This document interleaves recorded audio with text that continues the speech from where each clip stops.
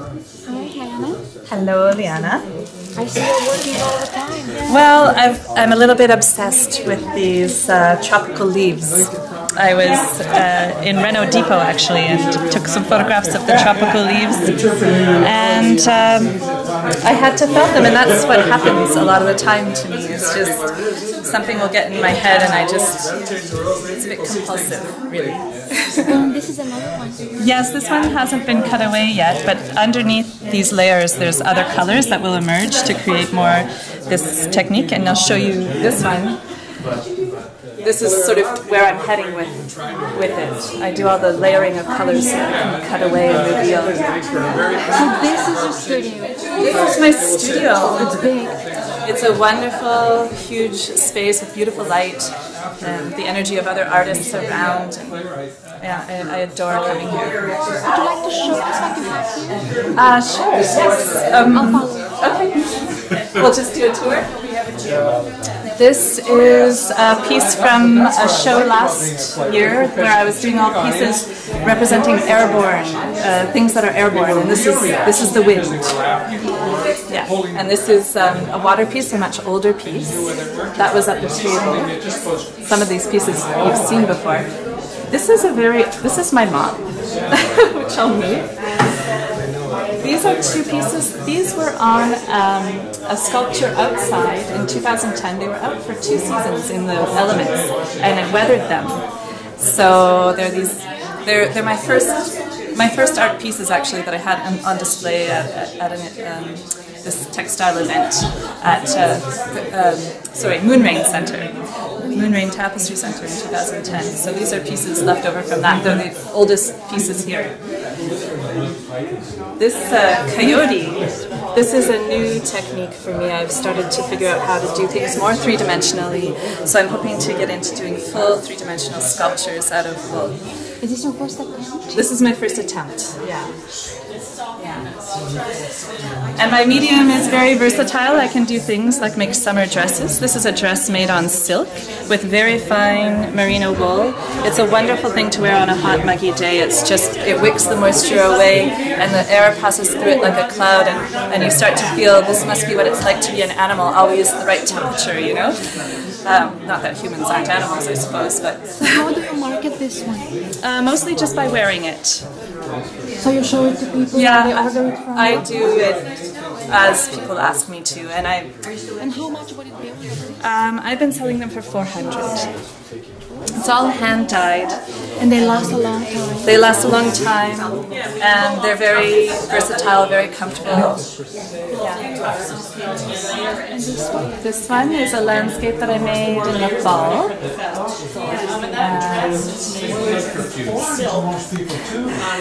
It showcases really this technique of layering the colors and cutting away, like in the leaves. Lately, yes, I've been making bags. I've decided this summer to do the markets, so I've been making these handbags that are kind of like functional sculptures. I think of them that way. They're very, very sturdy, and they're actually somewhat freestanding.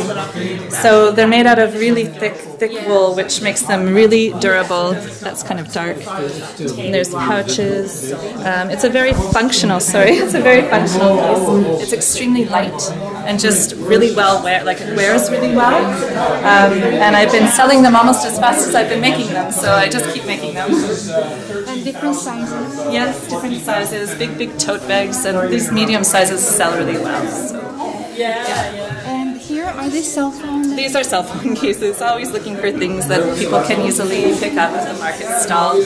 So, yeah. The leaves are my recent inspiration. I want to do more of those. Leaves and animal heads. That's what I want to be doing. That's a nice one. Yeah, so... What about this one? This is an older piece as well, from a show I did in 2012. It's, again, just landscapes are always a big part of my inspiration. Landscapes, all the patterns in nature, these are the things that really inform me, and my medium really works well with that, because the natural fibers and the lines from the fibers are so evocative of the natural forms you find in nature, so it it's a natural fit. What about the lamp? The lights, yeah. So again, this is part of a show that I did. The theme was airborne, and this is actually a microscopic image of a piece of pollen, or my version of it, resting on a rose petal. But the whole idea here is to be working with the translucency that you can achieve using silk and wool, really, really fine layers, and then just backlighting it. So again, this is another project that I'd like to take further and create some more lamps and freestanding lit up sculptures and things like that. So as you can see, there's many, many branches to what I do, and lots of inspiration. You're very innovative. Thank you. Well, it's the medium, you know. The medium just allows me to play and always try new things. There's one more thing I would like to look at. Can I see your arm? Oh yeah. I know you didn't do this one. I did actually. You I did? I didn't put it on me, but I drew it. Yeah, for the artist, and it wraps around and opens up at the back. It's a lotus. Yes. It's a beautiful tattoo. Yes, it's to represent becoming a mature woman and not being afraid to just blossom. Thank you so much. Thank you.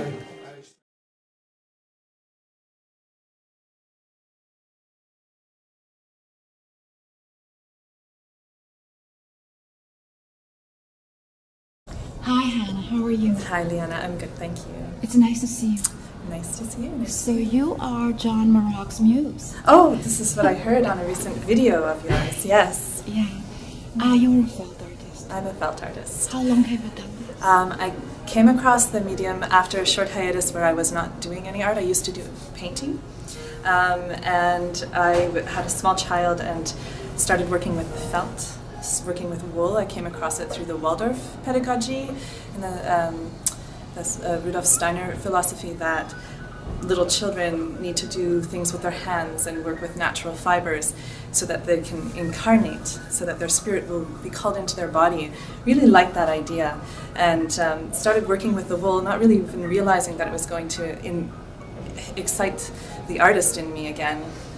So after many years of not really painting much, doing a lot of gardening and building a house and things like that, but I started working with the wool, and it led me a couple of years later. So I started working with the wool in 2006, and by 2010 I started actually really taking it seriously as an art medium. So behind you we have a large piece. How many pieces do you have in this show?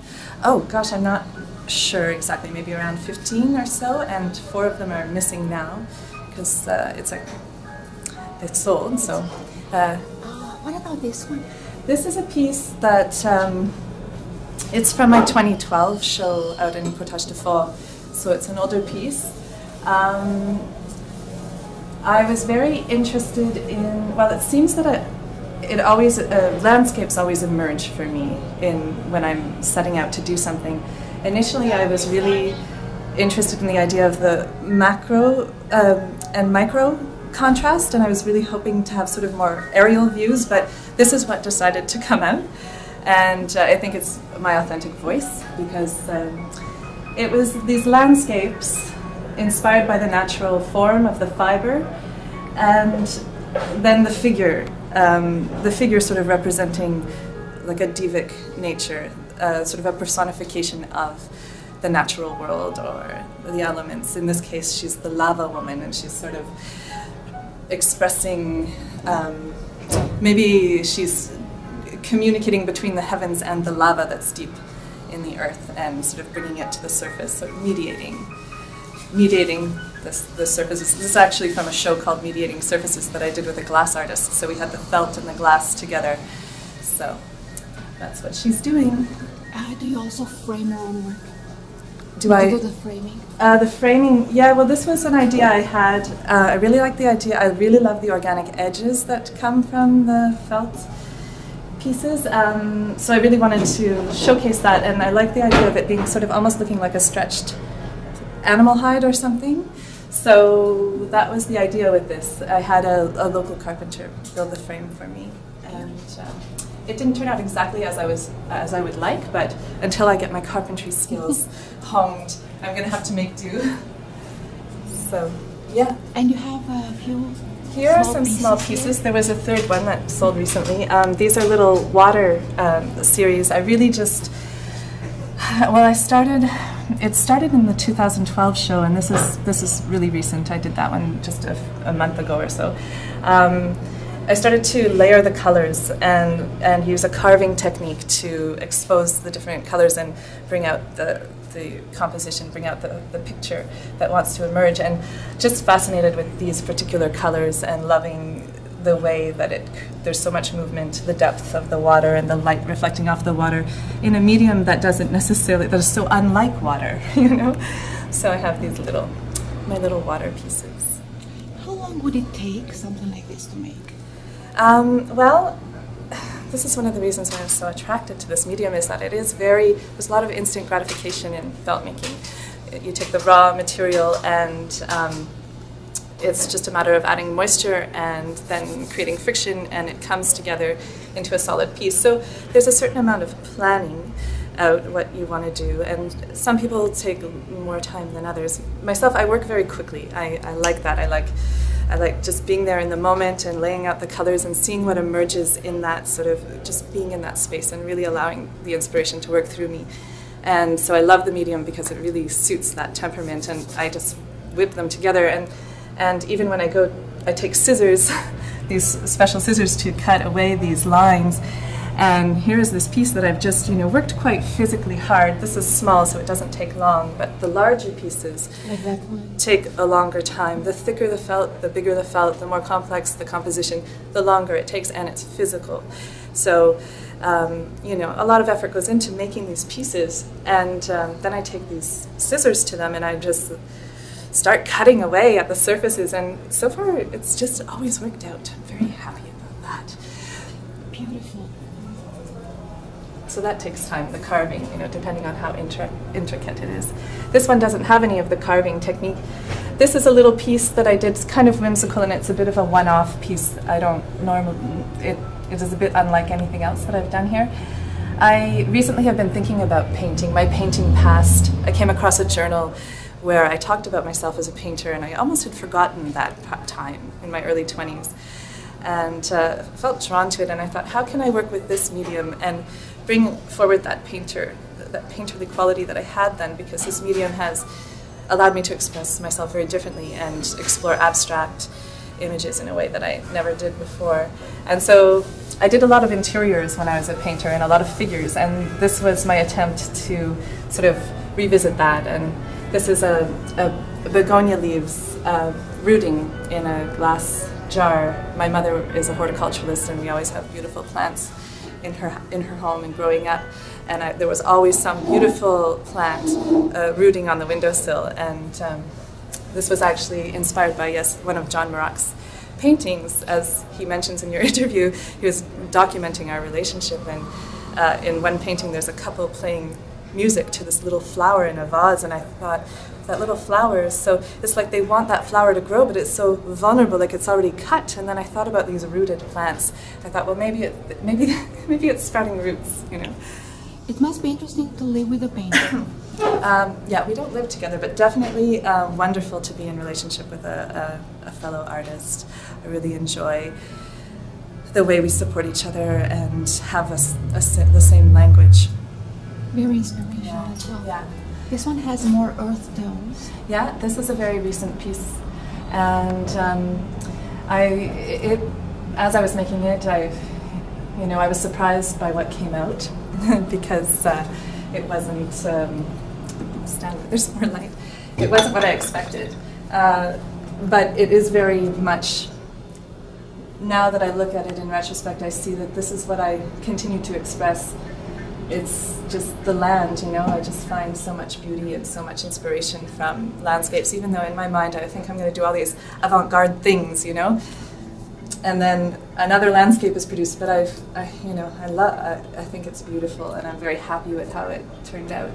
It's one of my most intricate landscapes that I've done, and I've used a lot of the carving technique along with using different textures, and I feel very happy with that piece. And you're inspired a lot by your childhood and the landscapes around you in Wakefield? Yeah, well, I think, yes, definitely. I'm very inspired by the natural world, and sort of I'm inspired by the medium itself as well. because it is something that connects us to this idea that we can take something from the natural world and make use of it and transform it in a peaceful way. You know, it doesn't feel destructive, it feels creative, and so yeah, it really appeals to me that way. I take my inspiration from many things. In fact, this upper piece is taken from, I also do a lot of cooking, and I was cutting a Chinese cabbage, a Napa cabbage grown on one of our local organic farms outside of Wakefield, Juniper Farm. I had cut it down to the base, and this was the base, you know, and I was looking at the colors, and it was so beautiful, the way green sort of glowed out of the white of this cabbage, and I felt completely compelled to try to reproduce that in felt. All these circles. Well, it's sacred geometry, which is another thing that does inspire me, for sure. Well, the natural world is full of, that's what it is, sacred geometry, just the way that things are in balance, the way composition naturally occurs and is so beautiful, even if it's irregular, like this piece, you know. So, yeah, I was very, again, just surprised and happy when that one came out. And this one? Well, this is another exploration stemming from the begonia leaf. I just love the colors of these kinds of leaves that have the fuchsias and the burgundies. And so I was doing this one, not sure again how it was going to turn out as I was creating it, and just very happy with how it emerged. And I studied herbalism for quite some time, and one of the aspects that really intrigued me was the idea that of the doctrine of signatures, and the idea that plants actually communicate to us through their visual cues, through the shapes of their leaves and the colors of their stems and where they're growing and how they're growing, and that in fact the same species can grow in different conditions, like a gravelly soil versus a moist, loamy soil, and exhibit different characteristics and then contain different medicine. So these are all things that are being communicated to us visually, and as an artist I really appreciate that. And this reminds me of an image from one of my favorite teachers' books, Stephen Buhner, and he talks about the secret language of plants, and that's the name of the book, and on the cover is a heart-shaped leaf, and I suppose that's an homage to that. It's a beautiful homage. Behind you, we have another landscape. A little landscape, yes. I had a couple other, but they're gone now. They sold. They're very popular. Yeah, the little landscapes, they're gone. So yes, this is just a smaller version, I guess, of this, a progression toward that piece and from my earlier work. So just again really playing with the layering of colors and loving, as I'm carving away those lines, just loving where I get carried to. Just when I work with the wool, the natural fiber creates such beautiful lines on its own. And so really love working with following those lines and seeing where they're going to take me and what's going to emerge. And so often it's these, you know, just it gives a sense of depth. There are, the land just goes on and rolls on forever, you know? Yes. That's the idea. And actually, to be honest, this initially was the sky, and I decided to turn it upside down because I remembered how I just loved the idea of the water, and I was in Scotland a couple of years ago, and the way the ocean is so wild right up there close to the shore. It's deep and powerful and wild, and I felt that reminded me of that. It is a good idea. Yeah. Beautiful. This piece, this is basically a study in color and texture. So I very much, in 2010 I took part in the triennial at Moonrain Tapestry Center as an up-and-coming artist. I partnered with Jeanne Vaillancourt, who's an artist in Sandy Hill. She and I created a piece that she was very gracious in that she let me run with the idea I had to create this kind of a moon lodge, and I made a bent wood structure and covered it in panels of felt that was all reds and pinks and deep burgundy browns, and the idea was I really was attracted to the idea of bringing like the body into felt, sort of expressing. I have this idea of the earth being a large body, and our bodies are like the earth we have blood and the earth has water, and just I like to draw attention to that. I like to draw attention to our blood and our insides. And so, I actually saw the piece from Moon Ring. Oh, you did? There is a movie, a film. It was documented on film. That's right. Yeah, that's right. And this is something new with the what we've been looking at. A clothing piece here. Yeah. Well, the other nice thing about this medium for me, it being a single mom and, you know, having to be practical, a career in art is not always the most practical choice for someone needing to, you know, financially subsist. So felt making is excellent for me in that sense that I teach a lot of workshops. People really want to do this. People want to touch the wool and make things. I think it's that idea that I talked about earlier with Steiner's philosophy that the handwork with the natural fibers helps one to incarnate, and I think we recapture that as adults. So it's a versatile medium that way, and I can make lots of things. I can make clothing, I can make bags, I can make rugs, and very practical things, and I do, and I sell those as well, and I teach people how to make them. So it's a wonderful medium for me to explore many different. And how long would it last? How long to make? Yes. How long would it last? This, if I was wearing it. Yes. How long would it last? It's quite durable, and there's different types of wool that you can use to create more durable pieces. This one is a blend of merino and romney. So merino is not a very durable wool, but it's an incredibly soft wool that's quite lovely to wear. And the romney creates more strength, so it gives it more durability. But I have a bag made of this type of wool that I have just carried everywhere for the past 3 years, and I have it here today. It's a bit on the ratty side. It looks great. People still comment on it. It gets a little bit of wear where it's been rubbing on my side, but otherwise it's in wonderful shape. We can look at it if you want. Okay. And you have a few more pieces here. Yeah.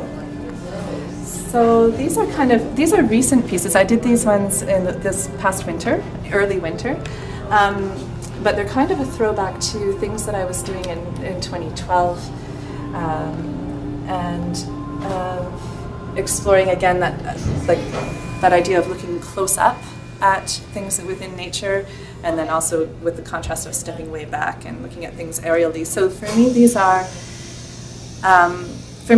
Like tree trunks or something that you're looking at up close, and then suddenly it looks like something else. It's just, these lines that I was talking about before, how the natural fibers create these lines and I just follow them.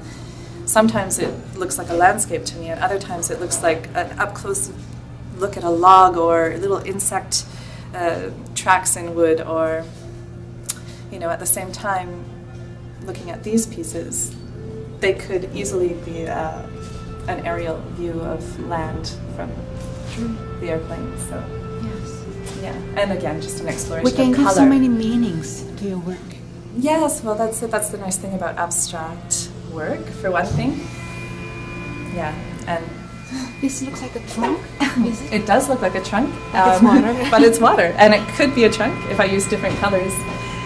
Or it could be a blue tree. But yeah, this is running water. I was just having an epiphany about how I could work with the medium and create texture and really create sculptural pieces. So I had a lot of fun with this one, just trying to create movement and dimension. And again, it's that idea of the challenge of making wool look like something that is it is so unlike water, you know, running water.